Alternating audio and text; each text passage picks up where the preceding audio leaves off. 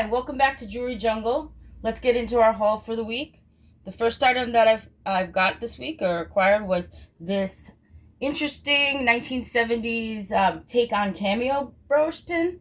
It's to me I thought initially it was made of Bakelite, but I believe it's made of resin. Never seen something like it, but the colorway is quite interesting, so took a chance on that. Not much of a chance because it was pretty cheap. Next item was this blood red teardrop Baltic amber necklace with 925 gunmetal chain. I believe it is original to it. See, marked clearly. Actually, my camera's working today. You see it. But the chain's about, I would say, 22 inches or so. But absolutely beautiful piece. Look at those inclusions in there. Very happy with that. The next piece that I found was this liquid silver Zuni heart pendant necklace. It has 1, 2, 3, 4 strands, and on the back it's marked OT Sterling. So I don't know what that maker is or artist, but that's what it says on there. Gorgeous. Whee! I don't typically pick up Avon, but this piece actually was quite interesting to me, and it was inexpensive. I got it at a estate sale. It's a Avon Dragonfly brooch. I would assume it was from the 90s, judging from the way it's looked, but it's signed. Nothing gonna break the bank, but cute little piece. The interesting thing about looking for things at sales is that sometimes you'll find something that's repurposed and you don't necessarily buy it because of how it looks currently, but an element probably from the item. For instance, this is a really old Navajo chain. I would question that it would be maybe from the 60s or so. But attached to it was, junky little thing. Some like 925. I would say they got this at Michael's craft store attached to it. And then another pendant, which is moonstone. So the thing is, you get something like this, but you get kind of a 3-for-1, which, who doesn't like something for free? My next purchase was this swatch, vintage swatch. I would assume this is maybe Y2K era wraparound watch. I thought it was very, very unique. Most watches could be very, very collectible, and I don't think this one's not your traditional brightly colored, candy colored kind of watch. It's a little bit more refined, but I thought it was a good pickup.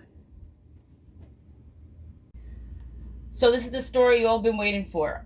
So went to a church sale this week, a fundraiser.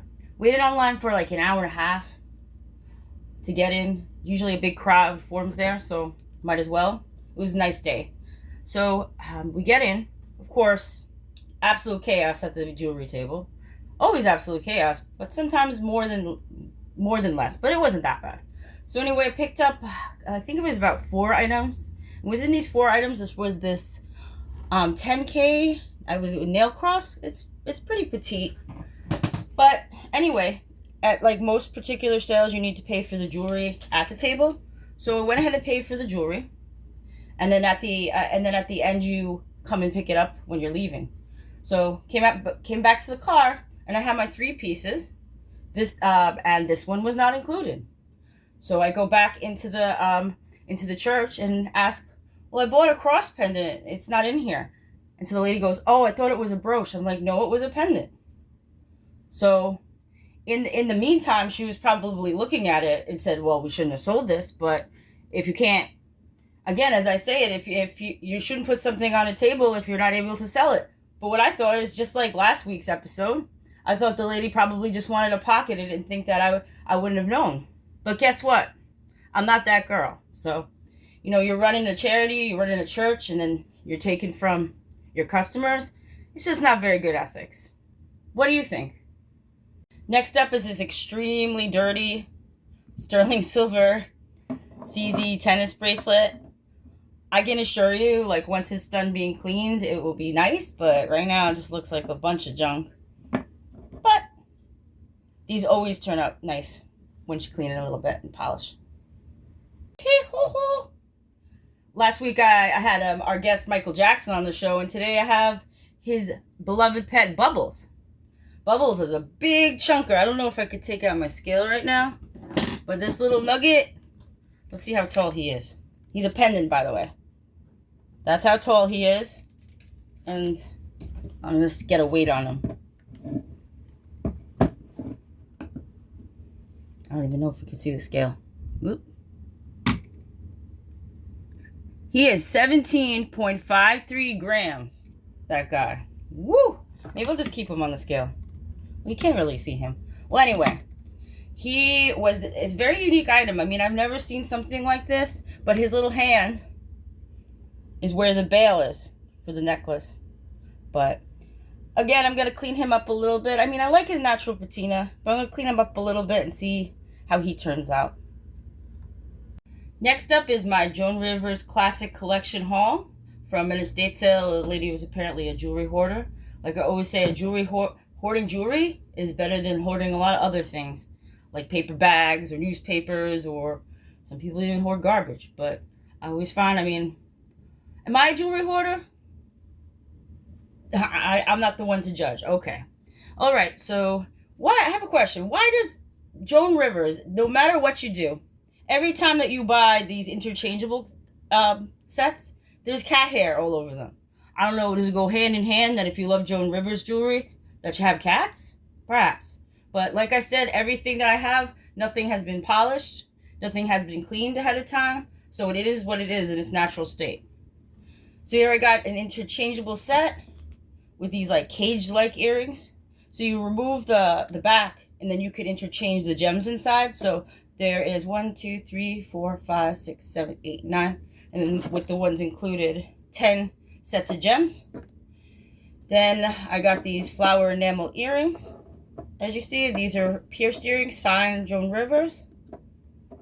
And lastly, I got an interchangeable pendant. It came on a necklace that was not associated, and it was junk. But it only came with the one interchangeable gem. So, I mean, if you like red, you like red. But some of this stuff has gone down in value, but people are always looking for replacements because, frankly, it is nice stuff, but it was not made very well. If you know, you know.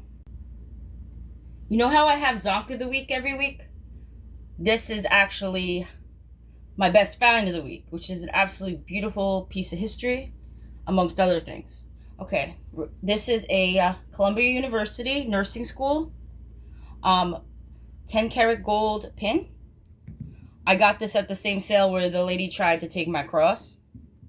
But on the back, I'm not going to put out the person's name, but it says class of 1935, which, you know, this thing, 1935, so, I mean, it's almost antique by 10 years, but what a beautiful thing. I mean, wouldn't it be nice that someone buys that not myself, because I wish I went to Columbia, but I couldn't afford that. But wouldn't it be nice if someone bought this that, you know, went to Columbia Nursing School, and it would just be a nice keepsake. But proof is you just find such unique things out there. And I always encourage people to, you know, think outside the box of, you know, thick gold necklaces and things like that, or like chunky stuff, because, you know, there's something small might be the biggest treasure.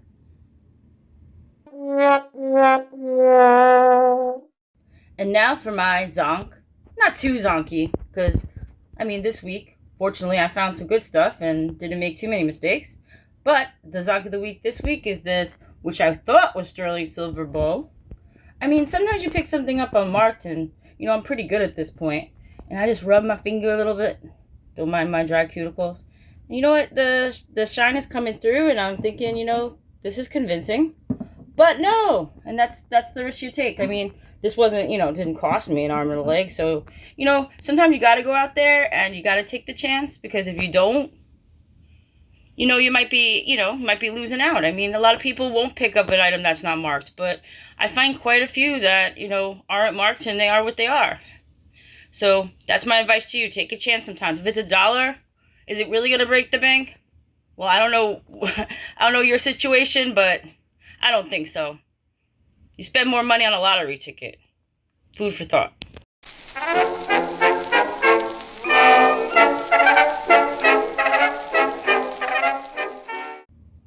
And now for my final thoughts. It's funny, isn't it? You can walk into a church sale, an estate sale, or a dusty garage expecting to find old jewelry, and instead you end up finding human nature. Some people are generous, some are sheep in wolves' clothing. The ones who suddenly remember an item wasn't for sale after they discover its true value. The ones who preach fairness until fairness costs them money. Hypocrisy has a funny way of polishing itself up to look like virtue.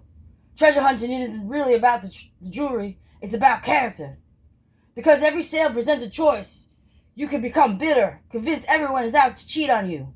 Or you could keep on showing up with your eyes open, your conscience intact, and your confidence that your integrity is worth more than anything that can fit in a display case. The strange thing about deception is that it usually reveals more about the deceiver than the person who is deceived. Gold can be tested by fire. Character is tested by opportunity.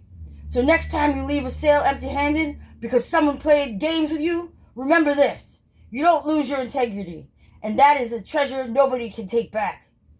I'll leave you with this line from Rocky Balboa that says it better than I could. It ain't about how hard you hit, it's about how hard you can get hit and keep moving forward. Keep moving forward, my friends. The next treasure may not be waiting in a jewelry box. It might be the person you're becoming while you search. I pity a fool.